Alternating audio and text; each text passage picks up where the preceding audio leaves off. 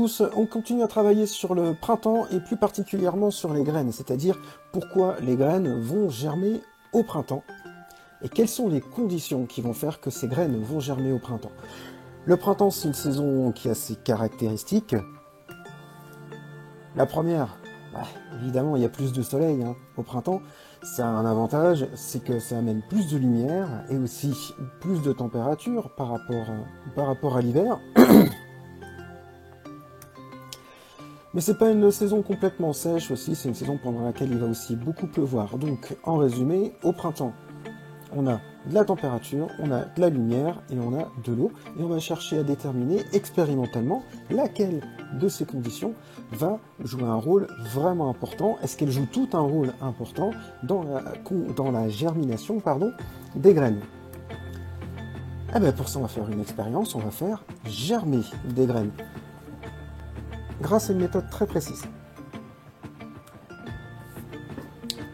Dans une expérience scientifique, on se base toujours sur une hypothèse avant de faire notre expérience. On ne mélange pas des trucs comme ça au pif, comme si on était comme des savants fous, c'est pas du tout comme ça que ça marche.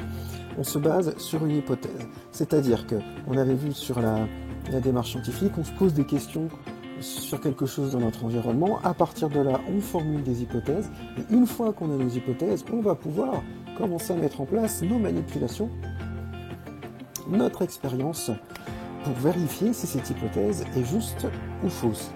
La question qu'on se pose, nous, c'est pourquoi les graines germent au printemps. Plusieurs hypothèses. Peut-être parce que il y a plus d'eau. Peut-être que c'est parce qu'il y a plus de lumière. Peut-être que c'est parce qu'il y a plus de température. On va tester chacune de ces hypothèses grâce à des expériences dans lesquelles on va avoir ces deux manipulations. La première, c'est ce qu'on appelle le témoin. On reproduit les conditions naturelles. La seconde, c'est ce qu'on appelle le test. On va tester notre hypothèse. Dans notre expérience à nous, le témoin, dans lequel on met les conditions naturelles, ça va être des graines qui vont être disposées, on va les mettre dans du coton, on les laisse à 20 degrés, dans les conditions normales de lumière, et avec de l'eau. Conditions du printemps, donc on connaît déjà le résultat de notre manipulation. On sait déjà que les graines vont pousser, les graines vont germer. Ça, c'est les conditions normales. Si déjà là, à cette étape-là, nos graines ne germent pas, on sait déjà dès le départ qu'on a raté quelque chose dans notre expérience et que donc il va falloir qu'on recommence notre expérience. Qu'on trouve où est le problème, parfois c'est des graines qui sont mortes ou ce genre de choses, et qu'on puisse corriger le problème pour recommencer notre expérience. Pour le test, nous allons retirer l'élément sur lequel on travaille, c'est-à-dire notre hypothèse. Si on se dit par exemple que les graines germent au printemps parce qu'il y a plus de lumière, eh bien, pour le vérifier, c'est simple, on va retirer la lumière de notre manipulation par rapport au témoin. Si cette lumière est tellement importante, pareil, on connaît le résultat. Les graines ne sont pas censées germer. Alors, attention. Là, j'insiste énormément là-dessus. Ça peut provoquer énormément d'erreurs d'interprétation si vous faites cette confusion. On doit faire très très attention à ne changer qu'un seul élément entre notre test et notre témoin. Une seule différence, c'est-à-dire que je reviens sur mon témoin, on avait dit 20 degrés, de la lumière et de l'eau. Si je veux tester l'importance de la lumière, je dois toujours avoir 20 degrés, de l'eau, mais par contre, je ne retire que la lumière. C'est la seule différence que je dois avoir entre ces deux manipulations. Il y a un seul élément qui doit changer. Je résume, vite fait. L'expérience, elle permet de vérifier une hypothèse. Dans une expérience, on doit toujours avoir deux manipulations, le test et le témoin. Le témoin qui reproduit les conditions naturelles, le test qui permet de vérifier notre hypothèse.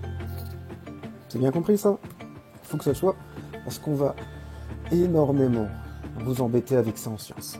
Alors qu'est-ce qu'elle donne, cette expérience? Bien, je vais vous montrer avec une animation. Bien, donc ici, j'ai mon test. Mon témoin, pardon, je commence déjà à me mélanger les pinceaux. J'ai donc ici mon témoin, c'est-à-dire que j'ai les conditions normales de germination.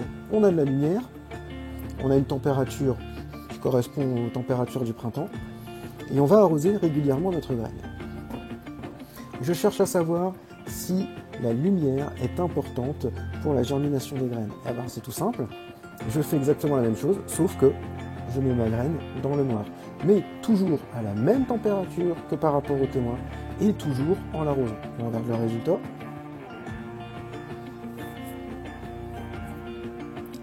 Les deux graines sont arrosées au même moment.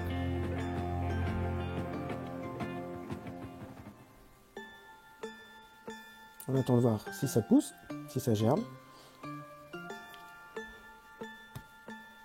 Et déjà là, on a notre résultat. C'est-à-dire que on voit que dans le pot témoin, la graine commence à germer. Dans le pot test, la graine commence à germer aussi. Conclusion, la lumière n'est pas importante pour la germination des graines. Car si elle était importante, la graine ne germerait pas. Elle germe dans notre test, elle germe aussi dans le témoin. Ça nous montre bien que la lumière n'est pas importante pour la germination des graines. Elle va être importante après, cette lumière, pour le développement de la plante. Mais pour la germination, c'est pas ça qui va faire qu'une graine va germer. Il nous reste deux hypothèses à tester. On recommence notre manipulation à 0.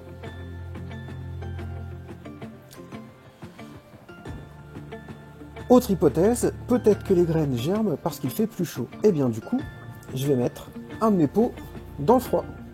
Et on va voir le résultat. Résultat même, au bout de 15 jours. La graine a germé, la plante a poussé. Dans le témoin, c'est normal, c'est les conditions auxquelles on s'attendait. La graine n'a pas germé dans le froid. On a de la lumière, on a arrosé pareil, on a juste changé la température. La graine n'a pas germé, ça nous montre que la température est importante pour la germination des graines. Dernière condition. On cherche à savoir si l'eau est importante. Du coup, eh bien, dans mon test, je n'arrose pas. On va tout de suite switcher au résultat. Résultat, la graine ne pousse pas quand on n'a pas mis d'eau, alors que, au niveau du témoin, la graine a germé et une plante a poussé. Ça nous montre bien que l'eau est importante pour la germination des graines. Conclusion. Pourquoi les graines germent au printemps? Pas parce qu'il y a de la lumière, mais par contre, maintenant on le sait, les graines elles germent au printemps parce qu'il fait plus chaud et aussi parce qu'il y a de l'eau. C'est ça qui va faire que les graines vont germer. Ça nous permet de reconstituer, maintenant qu'on en sait un peu plus sur ces végétaux, ça nous permet de reconstituer leur cycle de vie, que je vais pouvoir vous montrer grâce à une autre animation.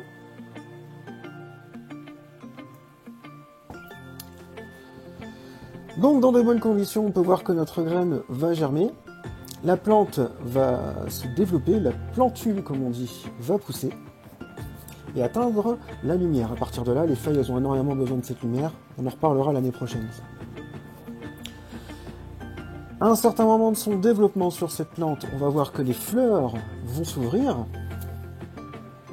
Et c'est là où interviennent nos insectes pollinisateurs. Ils vont passer d'une fleur à l'autre, se couvrir de pollen, pour aller déposer ce pollen ensuite sur la fleur d'à côté. Enfin, pour aller déposer, elle ne le fait pas exprès, hein, l'abeille. C'est parce qu'elle cherche à se nourrir. C'est ce qu'on appelle la fécondation, la rencontre entre la partie mâle, le pollen, et la partie femelle, le pistil. Suite à cette fécondation, la fleur devient un fruit.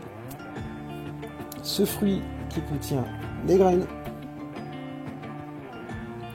d'une manière ou d'une autre, soit le fruit s'ouvre, soit le fruit est mangé. Les graines se retrouvent dans le sol. Et on recommence.